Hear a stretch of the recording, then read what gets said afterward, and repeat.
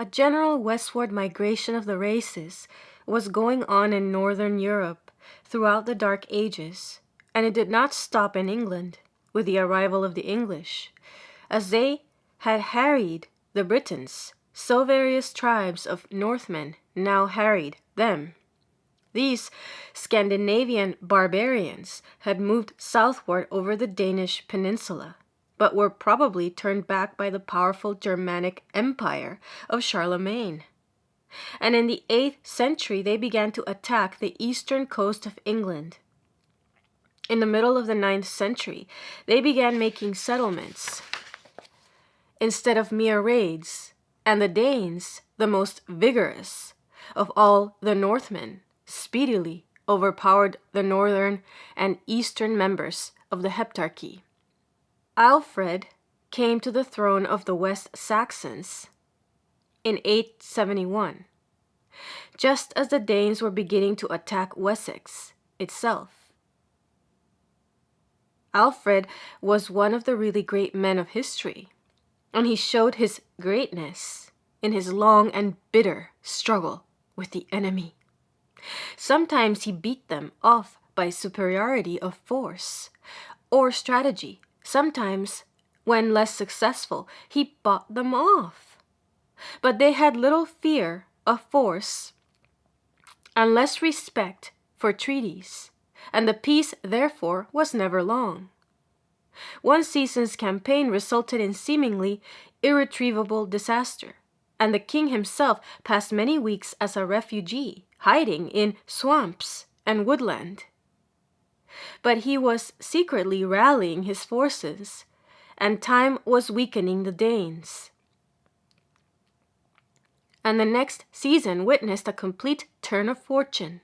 The worst of the struggle ended in a truce of uncertain date, sometimes called the Peace of Wedmore, by which the Danes were bound to keep within certain limits, and Wessex was freed of them.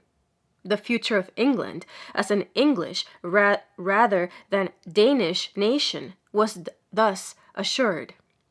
These Danes of the north and east constituted a separate nation in England, and for a long time after Alfred's death, they contended with the English for the mastery.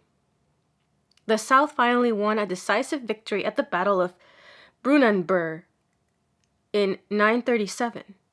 And after this, the Danes gradually became a part of the English nation. They accepted civilization and Christianity, and as the genius of their language was much like that of the English, the latter was easy for their children to learn. But new hordes of Danes were continually appearing on the coast. Even Alfred, after the Peace of Wedmore, had to defend himself against newcomers. He met and defeated them at sea, and for this reason has somewhat fantastically been called the founder of the English Navy.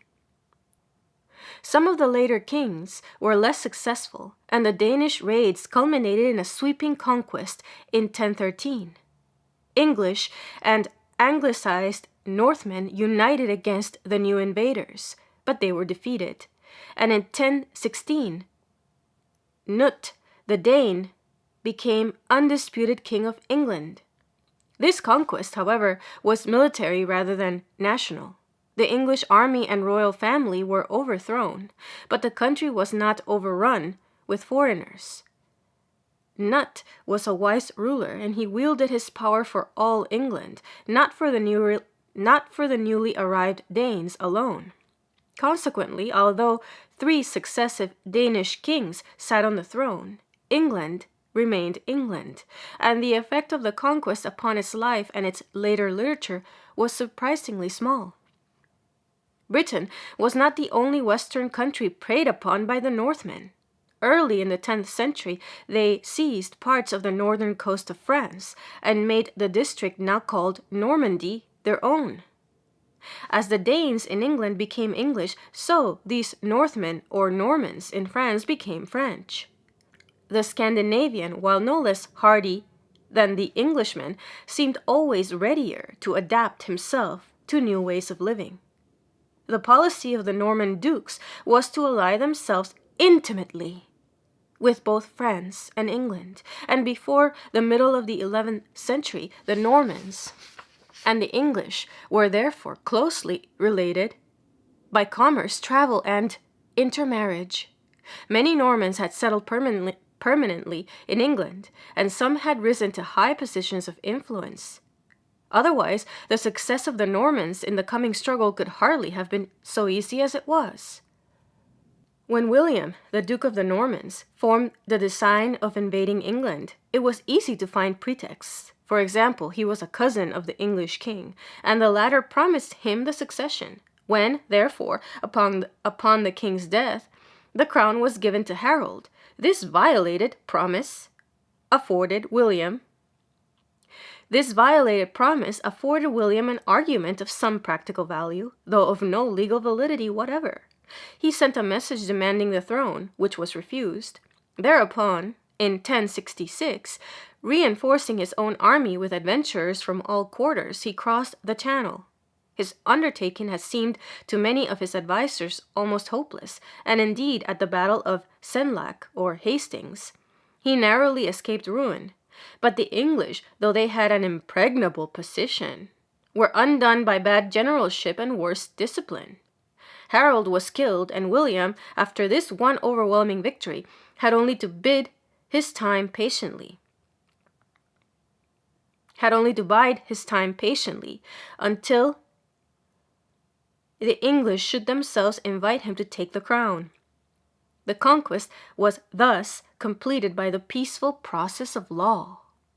This conquest resembled that by the Danes more than that of the Celtic Britons by the English. The Normans spread over the upper surface of English life, occupying the high places, but leaving the English masses comparatively in peace. They never came over in very great numbers, and even now there are comparatively few in the middle or lower classes who can boast of Norman blood. But, on the other hand, unlike the Danes, the Normans were acclimatized slowly. For a long time the language of the schools and of court life was French or Latin, and the spirit of English life, while by no means wholly revolutionized, did, as we shall see, undergo many changes. One of the most important changes effected by the Norman conquest was the introduction of the feudal system.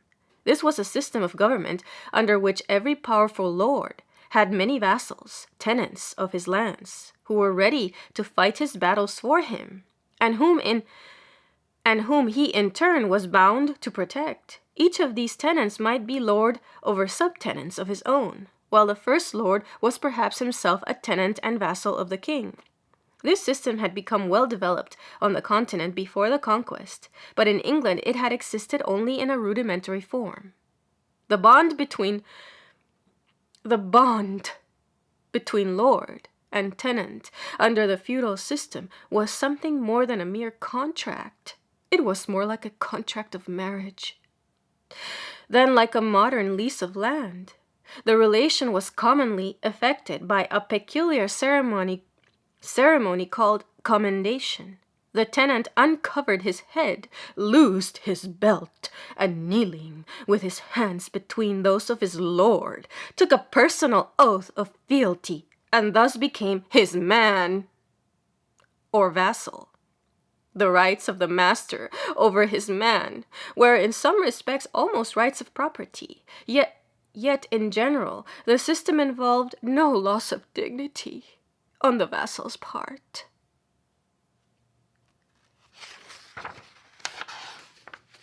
William himself, as Duke of Normandy, was a vassal of the King of France, but this fact merely symbolized, in the medieval fashion, the honorable relation between the duchy and the kingdom.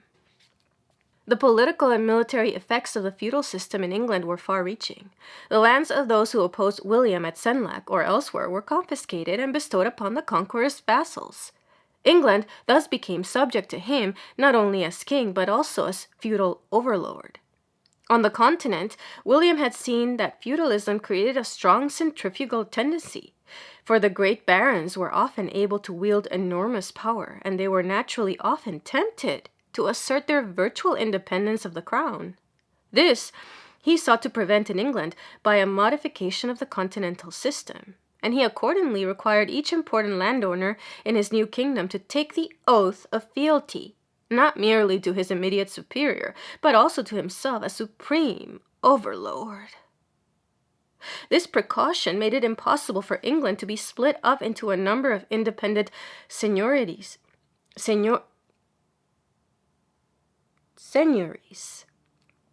And while it did not prevent many bitter conflicts between the power of the crown and that of the greater barons, it did materially help to make the supremacy of the former secure.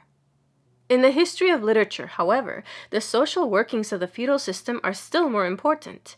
The idea of knighthood grew out of the feudal relation, and out of the knightly fashions of the time grew the literary ideals of chivalry. The feudal system was probably of most benefit to such as could attain to knighthood, for the knights were the aristocracy of the age, and we shall expect, in consequence, to find the literature of the Middle Ages essentially aristocratic in tone. In Normandy, William had been merely Duke of the Normans. This rank carried no absolute power. It would not be far from the truth to say that he was but the chief one, the dux, of many barons. In England, as king, it was necessary for him to assert a higher function if the unity of the kingdom was to be assured. The greater Norman barons naturally preferred to regard him merely as their feudal overlord, to whom they had done homage. But William insisted that they were not merely his vassals, but also his subjects. For the first century or more after the conquest, the chief historical events in England were the struggles of the kings with the greater barons. The kings, who were wise, enlisted on their side the sympathies of the lesser barons and of the common people, and thus the interests of many of the Normans were consolidated with those of the English. This was one of the ways in which the two peoples became gradually fused into one. In 1204, England lost Normandy, and this seeming misfortune was in fact a great benefit. It became necessary for the Norman barons to retire to Normandy, or else to give up their Norman possessions and become really Englishmen. This was another aid to the fusion of the races. The Norman families retained their distinct identity for a long time. As a rule, they continued to speak French for 2 or 3 centuries after the conquest. A historical work finished about 1360 says that children in school, against the usage and manner of all other nations, are compelled to leave their own language and to construe their lessons and their matters in French, and have, since the Normans came first into England. Also, gentlemen's children are taught to speak French from the time that they are rocked in their cradle. And rustics wish to make themselves like gentlemen, and strive with great earnestness to speak French, in order to be thought the more of. It is clear, however, that even at the time when this was written, this state of things was coming to an end. A statute of 1362 made English the language of courts of justice. And a historian who wrote in 1385 says that at that date the children in the schools were using English instead of French. It seems from this and other evidence that in the course of the 14th century, English became the family language of all classes. And when this happened, the distinction between the Norman and English races ceased to be of much practical importance.